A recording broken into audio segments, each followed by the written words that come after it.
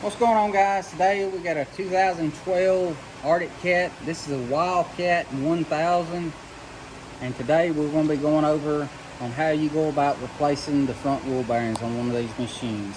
So y'all stick around and let's get started on tearing this thing down. So the first thing you're going to want to do is get it jacked up. Make sure you got it secure. Take our wheel off.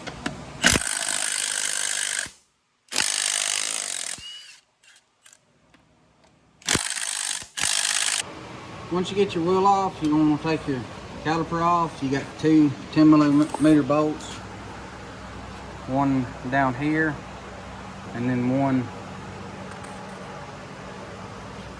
going to be located right here. Take them out and we can remove our caliper.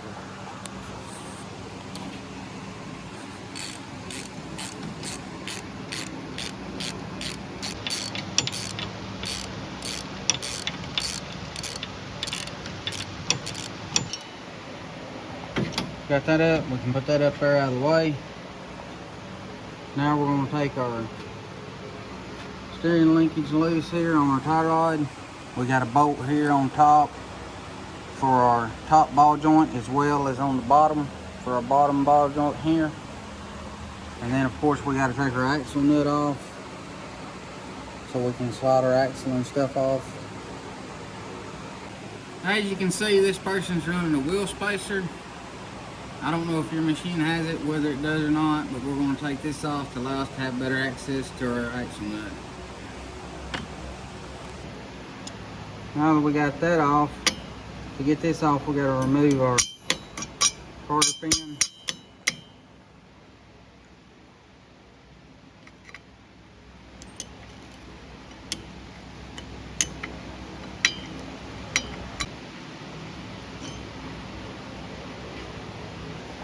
Time to remove our axle nut.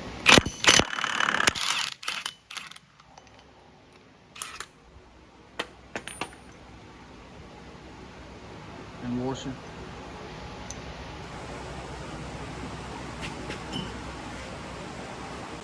Now we got our hub off. We're gonna take our tie rod off. Just gonna snap these long ends out of the way. Pull this out, and we're going to take this nut off.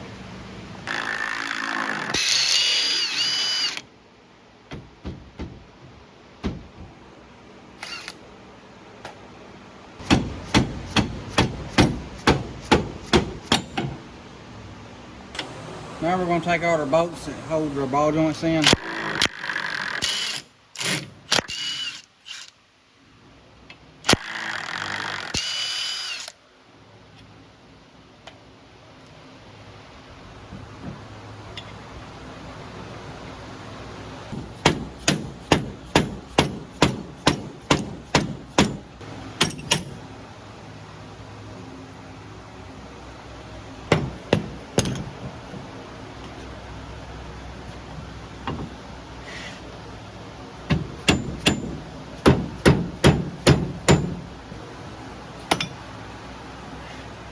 Now that we got it out and on our workbench, we're going to use our snap ring pliers to go in here, take our snap ring out,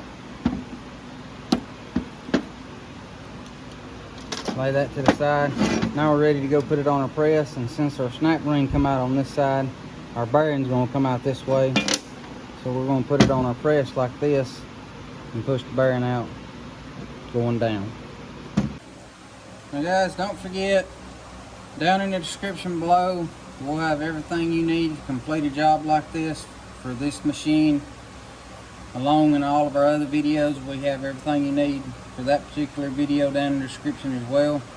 As well as we're offering some new swag now, so be sure to check that out.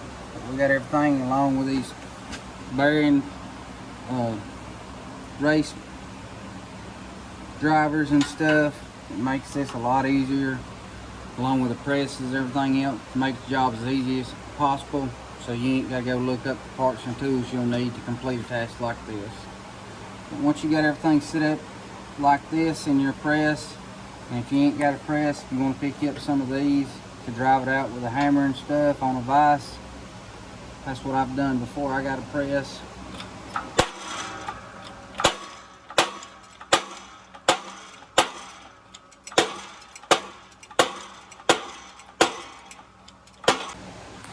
Alright, so we got it flipped over.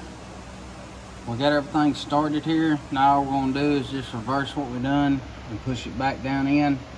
This does have to countersink itself back in so we can get our snap ring back in place.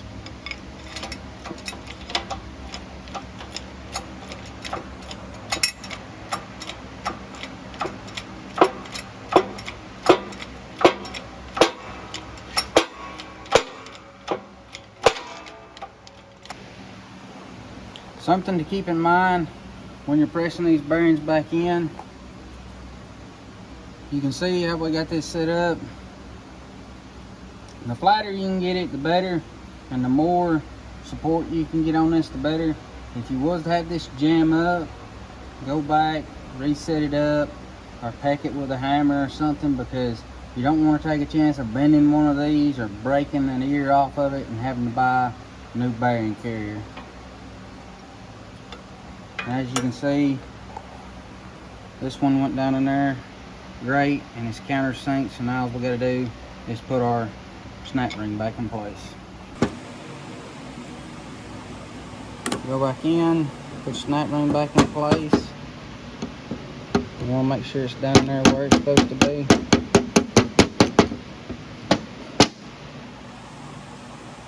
And that's that.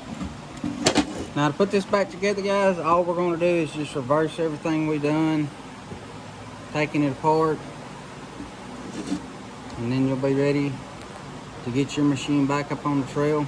Don't forget, guys, if you find videos like this helpful and useful, don't forget to like and subscribe to our page, as we post new content like this pretty regular.